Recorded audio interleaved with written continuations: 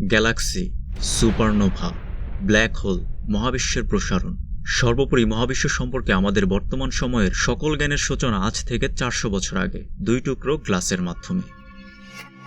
1609 সালে গ্যালিলিও যখন তার নিজের তৈরি টেলিস্কোপটিকে আকাশের দিকে তাক করেন, তখনই সূচনা হয় মডার্ন সায়েন্সের, যার উত্তরসূরি হিসেবে বর্তমানে আমরা বিশাল বিশাল গ্রাউন্ড বেস টেলিস্কোপ তৈরি করেছি। জেমস ওয়েব স্পেস টেলিস্কোপকে স্পেসে পাঠিয়েছি। সেই সাথে নেক্সট জেনারেশনের আরও অনেক টেলিস্কোপের কাজ প্রক্রিয়াধীন রয়েছে। টেলিস্কোপ মহাবিশ্ব সম্পর্কে মানুষের ধারণায় অকল্পনীয় পরিবর্তন এনেছে, অনেক অজানা বিষয়কে সামনে এনেছে এবং ভবিষ্যতে হয়তো এমন কিছু সামনে নিয়ে আসবে যা আপাতত আমাদের কল্পনার বাইরে। আজকের ভিডিওতে টেলিস্কোপের কার্যপদ্ধতি, ধারাবাহিক পরিবর্তন এবং বর্তমানে নির্মাণাধীন আধুনিক কিছু টেলিস্কোপ সম্পর্কে বলা হবে। আমি জুম্মান আছি আপনাদের সাথে, আপনারা দেখছেন বিজ্ঞান পাইসি।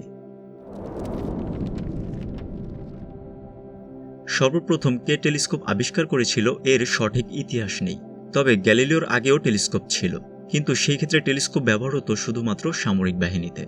গ্যালিলিও সর্বপ্রথম টেলিস্কোপের মাধ্যমে আকাশে থাকা বস্তু দেখেন। গ্যালিলিওর সময় মনে করা হতো আকাশে যত উজ্জ্বল ডট দেখা যায় এই সবই হচ্ছে স্টার, এবং এই স্টার আসলে কি তা নিয়েও স্পষ্ট কোনো ধারণা ছিল না। এমনকি সেই সময় এটাও মনে করা হতো পৃথিবী হচ্ছে সবকিছুর কেন্দ্র, অর্থাৎ পৃথিবীকে কেন্দ্র করে সবকিছু আবর্তিত হয়। অবশ্য এমন ধারণা পোষণের কারণও ছিল। আপনি যদি রাতের আকাশকে খুব ভালোভাবে লক্ষ্য করেন, তাহলে দেখবেন সকল স্টার তাদের অবস্থান পরিবর্তন করছে।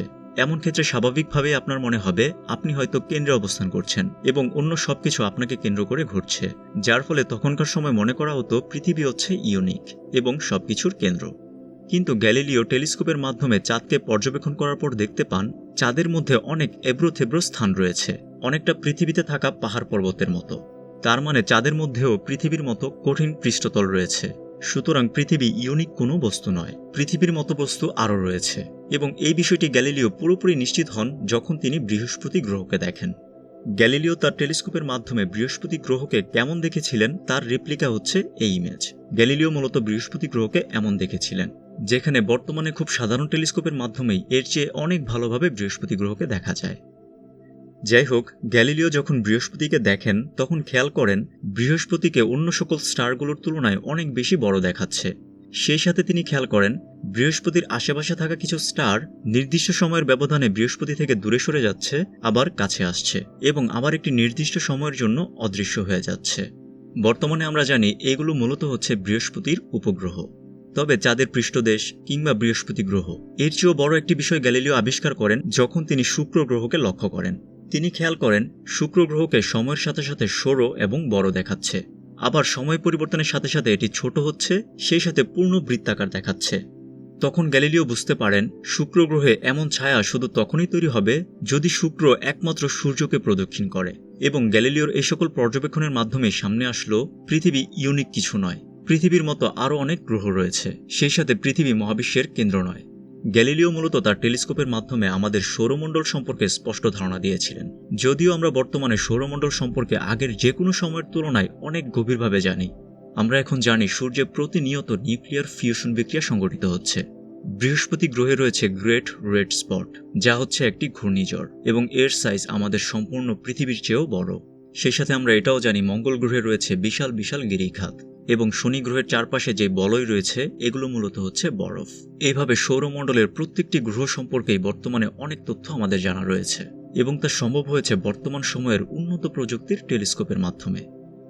গ্যালিলিও যে টেলিস্কোপ ব্যবহার করেছিলেন তা ছিল খুবই সিম্পল একটি টেলিস্কোপ, যাকে বর্তমানে বলা হয় রিফ্র্যাক্টর টেলিস্কোপ। এই টেলিস্কোপ কিভাবে কাজ করে তা বলা যাক। রিফ্র্যাক্টর টেলিস্কোপে দুইটি উত্তল লেন্স ব্যবহার করা হয়, যার একটিকে বলা হয় অবজেক্টিভ লেন্স এবং অপরটিকে বলা হয় আইপিস লেন্স। উত্তল লেন্সের কাজ হচ্ছে আলোকে এক স্থানে পুঞ্জীবিত করা। এখন মনে করি একটি অনেক দূরের বস্তু থেকে আসা আলো অবজেক্টিভ লেন্সে পতিত হয়েছে, তাহলে অবজেক্টিভ লেন্সের বস্তুটির একটি বাস্তব এবং উল্টা প্রতিবিম্ব তৈরি হবে। এই প্রতিবিম্বের কাছে যদি আপনি অপর একটি উত্তল লেন্স বসান, তবে বাস্তব প্রতিবিম্বটির একটি বিবর্ধিত অবাস্তব প্রতিবিম্ব তৈরি হবে এবং এইভাবে রিফ্র্যাক্টর টেলিস্কোপের মাধ্যমে অনেক দূরের বস্তুকে কাছে মনে হয়, অর্থাৎ বিবর্ধিত দেখা যায়। টেলিস্কোপে কোনো একটি বস্তুর বিবর্ধন কত বেশি হবে, অর্থাৎ বস্তুটিকে কত বেশি বড় দেখা যাবে, তা নির্ভর করে অবজেক্টিভ লেন্স এবং আইপিস লেন্সের ফোকাস দূরত্বের উপর। অবজেক্টিভ লেন্সের ফোকাস দূরত্ব যত বেশি রাখা যাবে এবং আইপিস লেন্সের ফোকাস দূরত্ব যত কম রাখা যাবে ততই লক্ষ্যবস্তুর বিবর্ধিত প্রতিবিম্ব দেখা যাবে, যার ফলে রিফ্র্যাক্টর টেলিস্কোপগুলো লম্বায় অনেক বড় হয়ে থাকে। তবে রিফ্র্যাক্টর টেলিস্কোপের ক্ষেত্রে একটি বড়সড় সমস্যা রয়েছে। আমরা সকলেই জানি সাদা আলোকে যখন প্রিজমের মধ্যে ফেলা হয় তখন সেটি রংধনু তৈরি করে, অর্থাৎ বিভিন্ন বর্ণের আলো প্রদর্শন করে। এখন রিফ্লেক্টর টেলিস্কোপে থাকা লেন্সগুলো এক প্রকার প্রিজমের মতো কাজ করে, যার ফলে রিফ্লেক্টর টেলিস্কোপের লক্ষ্যবস্তুর চারপাশে বিভিন্ন বর্ণ দেখা যায়, যাকে বলে ক্রোমেটিক অ্যাব্রেশন, এবং এর কারণে লক্ষ্যবস্তুর শার্প ইমেজ পাওয়া যায় না। এই রিফ্র্যাক্টর টেলিস্কোপের সীমাবদ্ধতা থাকার পরেও গ্যালিলিওর পরবর্তী অ্যাস্ট্রোনটরা তাদের সর্বোচ্চ চেষ্টা করেছেন সর্বোচ্চ দূরবর্তী অবজেক্ট দেখার, যার ফলে পরবর্তী সময়ের টেলিস্কোপগুলো দৈর্ঘ্যে বড় হতে থাকে। কিছু ক্ষেত্রে টেলিস্কোপের দৈর্ঘ্য দাঁড়িয়েছিল 150 ফুট। পরবর্তীতে রিফ্লেক্টর টেলিস্কোপের ক্রোমাটিক অ্যাব্রেশনের সমস্যা সমাধান করার ক্ষেত্রে সামনে আসেন আইজ্যাক নিউটন। তিনি সর্বপ্রথম লক্ষ্য করেন সূর্যের আলো যখন প্রিজমকে অতিক্রম করে তখন তা থেকে রংধনু তৈরি হয়। এর থেকে তিনি বুঝতে পারেন আলো যদি লেন্সকে অতিক্রম না করে তবেই একমাত্র ক্রোমেটিক অ্যাব্রেশনের সমস্যার সমাধান হবে। ফলে তিনি টেলিস্কোপের লেন্সের পরিবর্তে মিরর বা আয়না ব্যবহার করেন। আয়নার ক্ষেত্রে আলো কোনো মাধ্যমকে ভেদ করে না, ফলে ক্রোমাটিক অ্যাব্রেশনও ঘটে না। আইজ্যাক নিউটন আয়না ব্যবহার করে নিজে একটি নতুন ধরনের টেলিস্কোপ তৈরি করেন, যাকে বর্তমানে আমরা বলে থাকি রিফ্লেক্টর টেলিস্কোপ। রিফ্লেক্টর টেলিস্কোপের ক্ষেত্রে লক্ষ্যবস্তু থেকে আলো প্রথমে প্রাইমারি মিররে পড়ে, তারপর এই আয়নায় আলো প্রতিফলিত হয়ে ফোকাস দূরত্বে মিলিত হয়। এই প্রতিফলিত আলোকে দেখার জন্য প্রাইমারি মিররের সামনে একটি সেকেন্ডারি মিররকে 45 ডিগ্রি অ্যাঙ্গেলে বসানো হয়, ফলে সাইড থেকে লক্ষ্যবস্তুটির বিবর্ধিত চিত্র দেখা যায়। পরবর্তীতে অবশ্য এই টেলিস্কোপে কিছুটা পরিবর্তন আনা হয়। এই ক্ষেত্রে প্রতিফলিত আলোকে টেলিস্কোপের সাইডে না নিয়ে প্রাইমারি মিররের মাঝখানে ফাঁকা রেখে সেই বরাবর প্রতিফলিত করা হয়। এই ধরনের টেলিস্কোপকে বলা হয় ক্যাটাডায়োপটিক টেলিস্কোপ। বর্তমানের সকল অ্যাস্ট্রোনমিক্যাল টেলিস্কোপ মূলত হচ্ছে এই ক্যাটাডায়োপটিক টেলিস্কোপ। আইজ্যাক নিউটনের সময় সঠিক শেপে বড় মিরর তৈরি করা ছিল খুবই কঠিন বিষয়। তবে নিউটনের প্রায় 100 বছর পর 1783 সালের দিকে উইলিয়াম হার্শেল টিন এবং কপারের মিশ্রণ দিয়ে এক ধরনের মেটালের বার তৈরি করেন। তারপর সেটিকে খুবই সতর্কতার সাথে ধীরে ধীরে পলিশ করে কার্ভ মিরর তৈরি করেন, যা ছিল সেই সময়ের জন্য একটি রেভলিউশন। পরবর্তীতে হার্শেল প্রায় 20 মিটার লম্বা একটি টেলিস্কোপ তৈরি করেন এবং এর মাধ্যমে আকাশের একটি নির্দিষ্ট অংশ পর্যবেক্ষণ করতে থাকেন। তিনি ওই অংশের সকল স্টার কিভাবে ছড়িয়ে আছে তা ম্যাপিং করতে থাকেন এবং তার অ্যাসিস্ট্যান্ট হিসেবে কাজ করেন তার বোন ক্যারোলিন। প্রায় 1 বছরের পর্যবেক্ষণ পর তিনি স্টারদের একটি ম্যাপ তৈরি করেন। হার্শেল বিশ্বাস করতেন মহাবিশ্বের সকল স্টার একটি ডিস্ক আকৃতির স্থান জুড়ে রয়েছে এবং এই ডিস্কই হচ্ছে সম্পূর্ণ মহাবিশ্ব। বর্তমানে আমরা জানি হার্শেল যে ম্যাপ তৈরি করেছিলেন তা ছিল মূলত আমাদের মিল্কি ওয়ে গ্যালাক্সি, যদিও হার্শেলের সময়ে এই গ্যালাক্সির ধারণা ছিল না। বর্তমানে আমরা জানি মহাবিশ্বে অসংখ্য গ্যালাক্সি রয়েছে এবং প্রত্যেকটি গ্যালাক্সির কেন্দ্রেই রয়েছে এক একটি ম্যাসিভ ব্ল্যাক হোল। এই যে প্রত্যেকটি গ্যালাক্সির কেন্দ্রে ব্ল্যাক হোল রয়েছে এটা কিন্তু জানা সম্ভব হয়েছে একমাত্র টেলিস্কোপের ক্রমাগত উন্নতির কারণে। বর্তমানে পৃথিবীর ভূপৃষ্ঠে বিশাল বিশাল আকৃতির টেলিস্কোপ বসানো রয়েছে, যেগুলোর এক একটি 10 তলা বিল্ডিংয়ের সমান। তবে ভূপৃষ্ঠে থাকা টেলিস্কোপের ক্ষেত্রে একটি সমস্যা হচ্ছে পৃথিবীর বায়ুমণ্ডল। পৃথিবীর এই বায়ুমণ্ডলের কারণে অনেক দূরের বস্তু থেকে আসা ফোটন প্রভাবিত হয়, যার ফলে সঠিক ছবি পাওয়া যায় না। বায়ুমণ্ডলের এই সমস্যা সমাধানের জন্য মানুষ বিভিন্ন সময়ে স্পেসেও টেলিস্কোপ পাঠিয়েছে, যেমন 1997 সালের ক্যাসিনি মিশন, যা শনি গ্রহের বল সম্পর্কে জানার জন্য পাঠানো হয়েছিল। 2009 সালের কেপলার টেলিস্কোপ, যার উদ্দেশ্য ছিল এক্সোপ্ল্যানেট সম্পর্কে তথ্য সংগ্রহ করা। ওই একই বছর হার্শেল স্পেস অবজারভেটরি স্পেসে ইনফ্রারেড টেলিস্কোপ পাঠায়। এই সকল টেলিস্কোপের অনেক আগেই 1990 সালে স্পেসে পাঠানো হয়েছিল হাবল স্পেস টেলিস্কোপ। এই হাবল স্পেস টেলিস্কোপ সম্পর্কে আমরা সবাই কম বেশি জানি। এবং সর্বশেষ পাঠানো হলো জেমস ওয়েব স্পেস টেলিস্কোপ। এই টেলিস্কোপ হচ্ছে মানব ইতিহাসের সবচেয়ে আধুনিক টেলিস্কোপ। যখন মাইক্রোস্কোপ আবিষ্কার হয়েছিল তখন সম্পূর্ণ নতুন এক জগৎ মানুষের সামনে এসেছিল।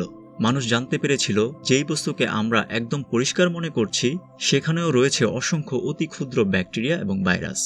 ঠিক তেমনই টেলিস্কোপ আবিষ্কার হওয়ার পর মানুষ বুঝতে পারল খালি চোখে আকাশে আমরা যা দেখি এর বাইরেও অনেক বিষয় রয়েছে, এবং টেলিস্কোপের যতই উন্নতি হতে থাকলো ততই নতুন নতুন বিষয় আমাদের সামনে আসতে থাকলো। মানুষ বুঝতে পারল দৃশ্যমান আলোর বাইরেও আলো রয়েছে যা মানুষ খালি চোখে দেখতে পায় না। এখন যে আলোগুলোকে আমরা খালি চোখে দেখতে পাই না সেইগুলোকে যদি দেখা পসিবল হয় তাহলে অনেক নতুন কিছু জানার সুযোগ রয়েছে, এবং এর ফলে পরবর্তীতে আবিষ্কার করা হলো infrared telescope, radio wave telescope.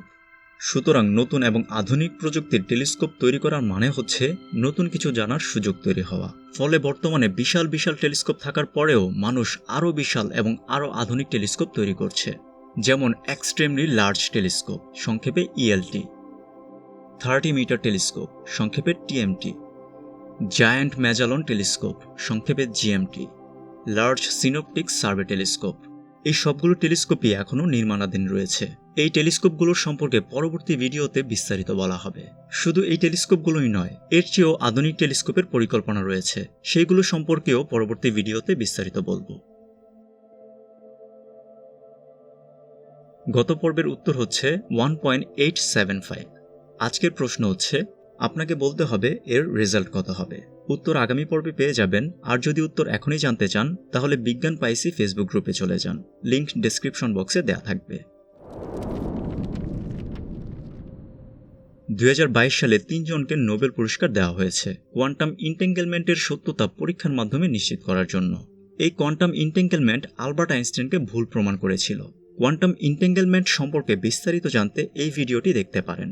Video ভালো লাগলে বিজ্ঞান পাইসি পরিবারে যুক্ত হয়ে সাথে থাকতে পারেন।